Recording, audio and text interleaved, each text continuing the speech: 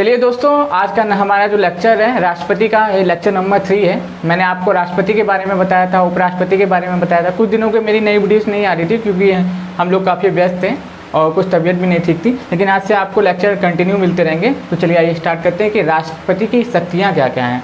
मैंने आपको राष्ट्रपति के बारे में पढ़ाया एक दिन, एक बार उपराष्ट्रपति के बारे में पढ़ाया। अभी है राष्ट्रपति की शक्तियाँ, इनसे ही ज़्यादा क्वेश्चन आते हैं क्योंकि राष्ट्रपति और उपराष्ट्रपति के बारे में सब कोई जानता है, लेकिन उनकी शक्तियों के बारे में हर किसी को नहीं पता है। तो हम लोग क्या करेंगे, आज राष्ट्रपति की शक्तियों के बारे में जानेंगे कि राष्ट्रपति को कौन कौन सी शक्तियाँ प्राप्त हैं संसद के माध्यम से, हमारे संविधान के माध्यम से। ठीक, तो सबसे पहले हम बात करेंगे कि किसके बारे में, कार्यपालिका। इस राष्ट्रपति की जो है कार्यपालिका की जो शक्ति प्राप्त है, कार्यपालिका की जो शक्ति प्राप्त है, क्या करता है, नियुक्ति करने की शक्ति। अब जैसे मान लीजिए कई अधिकारी होते हैं ना, जिनकी नियुक्ति कौन करता है, राष्ट्रपति करता है।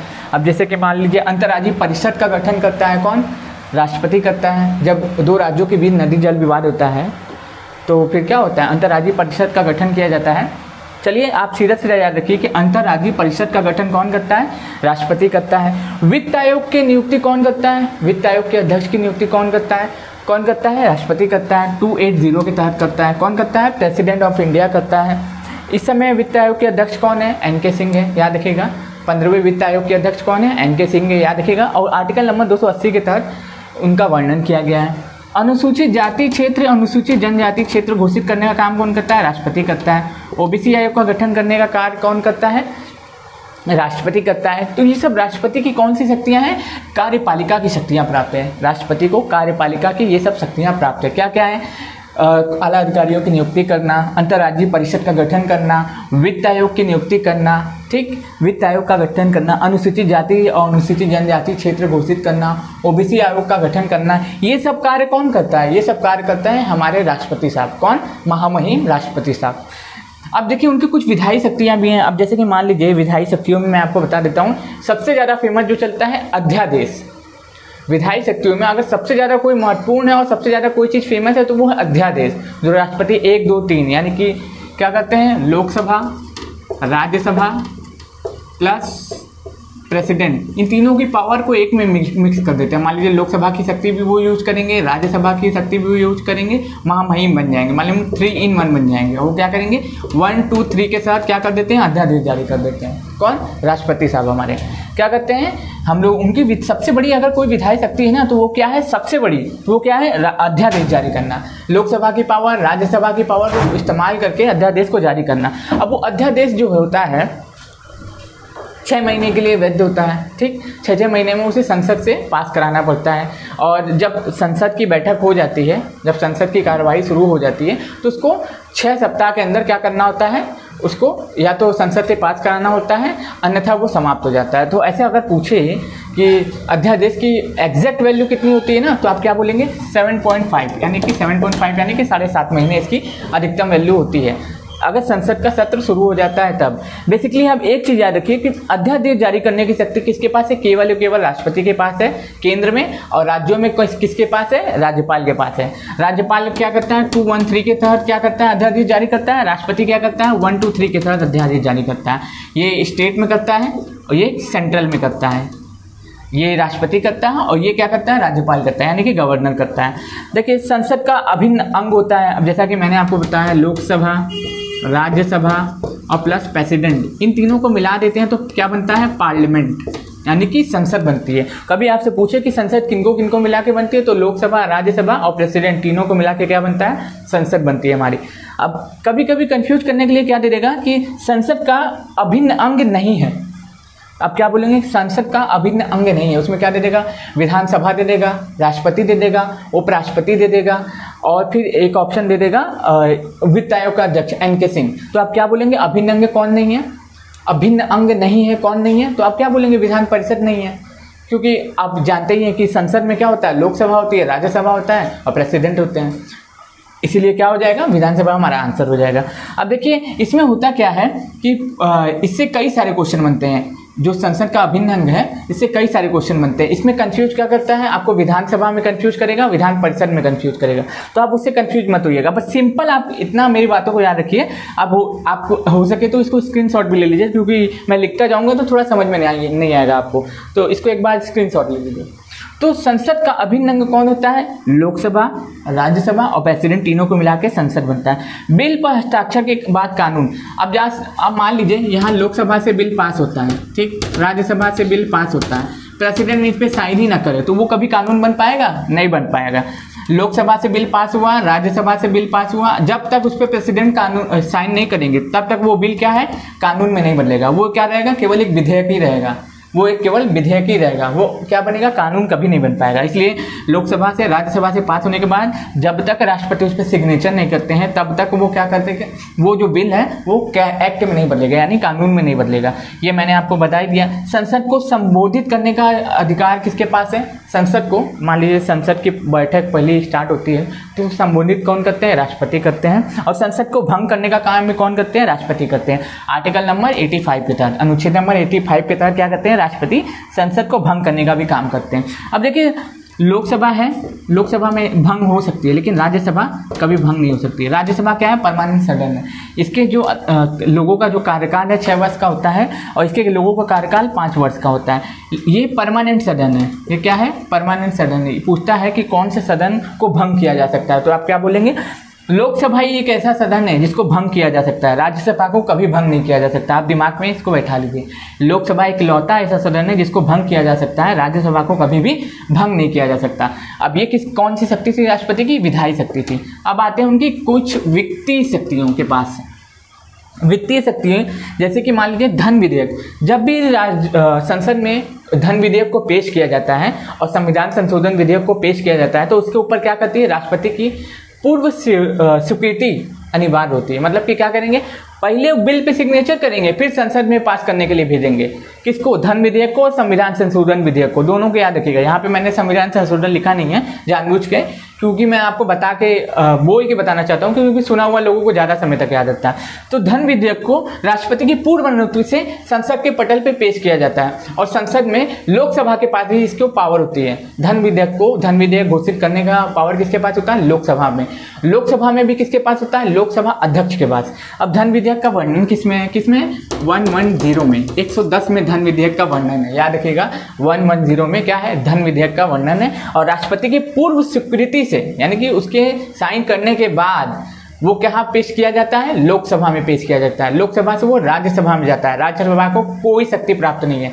विचार विमर्श कर सकती है, बातचीत कर सकती है, लेकिन उसको कोई शक्ति प्राप्त नहीं है कि उसमें कुछ संशोधन कर दे।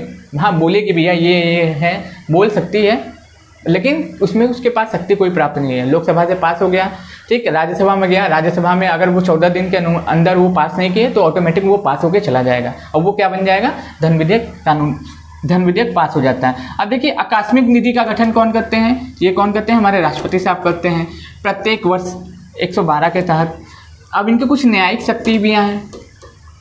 न्यायिक शक्ति, सबसे बड़ी न्यायिक शक्ति होती है क्षमादान की शक्ति। ये केवल और केवल राष्ट्रपति को ही प्राप्त है क्षमादान की शक्ति, वो भी कहाँ तक? मृत्यु दंड तक की। हालांकि राज्यपाल को भी प्राप्त है, राज्यपाल को भी प्राप्त है ये शक्ति, लेकिन मालूम है उसमें क्या है? राज्यपाल को जो प्राप्त है शक्ति उसमें क्या होता है? उसमें वो मृत्यु दंड को माफ नहीं कर सकते, लेकिन ये राष्ट्रपति महामहिम साहब क्या कर सकते हैं? मृत्यु दंड को भी माफ कर सकते हैं। अब देखिए इसमें कंफ्यूजन क्या करता है ना, अभी राष्ट्रपति जो क्षमादान देते हैं क्या मंत्रिपरिषद के सलाह पे देते हैं? क्वेश्चन ये पूछेगा कि राष्ट्रपति साहब जो क्षमादान देते हैं क्या मंत्रिपरिषद की सलाह पे देते हैं? आपको क्या लगता है? बिल्कुल देते हैं। मंत्रिपरिषद की सलाह के बिना वो हिल भी नहीं सकते हैं। वो कार्यपालिका के क्या होते हैं? वो जो क्या होते हैं? राष्ट्रपति साहब जो होते हैं वो क्या होते हैं? एक नहीं होता क्या नाम है? प्रमुख हैं, नाम मात्र के प्रमुख हैं। उनको क्या बोलते हैं? नाम मात्र के प्रमुख है। पूरी शक्तियाँ किसके प्राप्त है? मंत्रिपरिषद के पास और प्रधानमंत्री के पास। वही जो बोलते हैं वही इनको करना पड़ता है। अब मान लीजिए इनके पास कोई आ गया, हम मर्डर करके चले गए, तो मंत्रिपरिषद से हम जाके कुछ बोले भैया हमें माफ़ करवा दीजिए, तो क्या मंत्रिपरिषद की सलाह मानेंगे कि नहीं मानेंगे? मानेंगे, बिल्कुल मानेंगे। वो जो भी कार्य करते हैं मंत्रिपरिषद की सलाह पे ही करते हैं। उनको मंत्रिपरिषद के द्वारा आदेश दिया जाता है और वो आदेश का पालन करते हैं। कौन? राष्ट्रपति साहब। 143 में क्या करते हैं? सुप्रीम कोर्ट से सलाह लेते हैं। मान लीजिए राष्ट्रपति साहब को भी कभी मदद की जरूरत हुई, यार हमें कुछ समझ में नहीं आ रहा, हम क्या करें, कोई बिल उल आ गया, कोई ऐसा मुद्दा आ गया, तो वे क्या करते हैं? सुप्रीम कोर्ट के मुख्य न्यायाधीश से सलाह लेते हैं। सुप्रीम कोर्ट के मुख्य न्यायाधीश से सलाह लेते हैं, लेकिन सलाह वो देंगे मुख्य न्यायाधीश, ये मानने के लिए बाध्य नहीं होंगे। जरूरी नहीं है कि सुप्रीम कोर्ट का मुख्य न्यायाधीश हमें सलाह दे दिया तो हम माने ही, ये मानना ना मानना इनके ऊपर है। और हाई कोर्ट के जज की, सुप्रीम कोर्ट की जज की नियुक्ति कौन करता है? राष्ट्रपति करते हैं। याद रखिएगा, हाई कोर्ट के जज की, सुप्रीम कोर्ट के जज की, हाई कोर्ट के जज की, सुप्रीम कोर्ट के जज की नियुक्ति कौन करता है? राष्ट्रपति करते हैं। और ये कौन सी शक्ति है? इनकी न्यायिक शक्ति है। अब इनकी कुछ सैन्य शक्ति भी है। तीनों सेनाओं के प्रमुख होते हैं, जल सेना, थल सेना और वायुसेना। तीनों सेनाओं के प्रमुख कौन होते हैं? राष्ट्रपति होते हैं। याद रखिएगा, ये मैंने आपको बार बार बताया है। युद्ध की घोषणा करना और शांति की घोषणा करना, विराम की घोषणा करना कौन करता है? राष्ट्रपति करते हैं। प्रधानमंत्री बोलेंगे और ये युद्ध की घोषणा कर देंगे कि अब युद्ध होगा। शांति की भी घोषणा कौन करेंगे? राष्ट्रपति साहब करेंगे। किसकी सलाह पे करेंगे? प्रधानमंत्री की सलाह पे करेंगे। अब यहाँ तक मैंने आपको बता दिया सैन्य शक्ति के बारे में। अब देखिए कुछ आपातकाल की भी शक्तियाँ हैं। अब देखिए पूरे भारत में आपातकाल केवल 3 ही टाइम लगा है। एक 1975 में लगा है, जब जिस समय इंदिरा गांधी थी। एक बार 1962 में लगा है, जब हम लोग का किसके साथ वॉर हुआ था? इंडियो चाइना वॉर हुआ था, उस समय लगा था। एक 1971 में लगा था। 3 बार हम लोग को क्या लगा? आपातकाल लगा है। आपातकाल हम लोग के यहाँ 3 बार लगा और राष्ट्रपति शासन का गिनती ही नहीं है, अभी भी लगा हुआ है नागालैंड में। इतनी बार लग चुका है कि इसको याद करना भी जरूरी नहीं है। बस याद रखिएगा कि राष्ट्रपति शासन 356 के तहत और आपातकाल की शक्ति 352 के तहत। और वित्तीय आपातकाल आज तक भारत में एक बार भी नहीं लगा है। एक बार भी नहीं लगा है। एक बार भी नहीं लगा है। क्योंकि इसका स्थिति कब होता है? जब मान लीजिए आपके देश के पास खाने के लिए ना हो, कुछ पहनने के लिए ना हो, आपके देश की स्थिति बद से बदतर हो जाए, तब आपके देश में ये आपातकाल लगता है। कौन? वित्तीय आपातकाल, जो कि अभी तक भारत में कभी भी नहीं लगा और ना आशा करते हैं कि कभी नहीं लगेगा। तो पूछेगा कि आपातकाल कितनी बार भारत में जा चुका है? तो 3 बार। कब कब? 1962 में, 1971 में, 1975 में। अब ये नहीं पूछता है आपसे कि कौन लगाया था, ये पूछता है कि कब कब लगा था, क्योंकि ये ऑब्जेक्टिव है ना। क्योंकि सबको पता है, यहाँ पे कोई भी तुक्का लगा लेगा, बता देगा कि कौन था, यहाँ पे भी कोई भी तुक्का लगा देगा कौन था, लेकिन ये डेट सबको याद नहीं होते। इससे क्वेश्चन यही बनेंगे, तीनों ऑब्जेक्टिव दे देगा, 1 2 3 लाइन से मिलाना रहेगा। तो इसको याद रखिएगा कि 3 बार भारत में आपातकाल लगा है, 1962, 1971, 1975। और राष्ट्रपति शासन राज्यपालों की सहायता से कई बार लग चुका है, गिनती नहीं है। ठीक। अब देखिए वीटो पावर भी है राष्ट्रपति के पास कुछ। अब देखिए लोकसभा से बिल पास हुआ, राज्यसभा से बिल पास हुआ।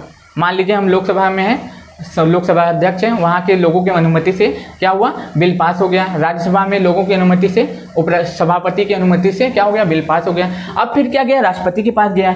राष्ट्रपति के पास 3 ऑप्शन होते हैं।